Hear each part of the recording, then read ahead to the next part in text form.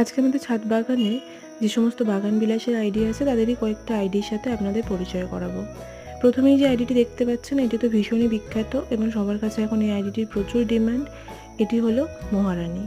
এবং মহারানী সত্যিই মানে এর রং এত সুন্দর এবং যখন এই অরেঞ্জ আর সাদা ভ্যারাইটি দিয়ে কিছু ফুল ফোটে তখন মানে সত্যিই অসাধারণ দেখতে লাগে। তবে মহারানী আইডিটি প্রচুর গরম পড়লে অনেক সময় এটি শুধু অরেঞ্জ বা শুধু সাদা ফুলও দেয়, সেটি একটি নেগেটিভ পয়েন্ট। বাট মহারানী এমনিতে ভালো আইডি।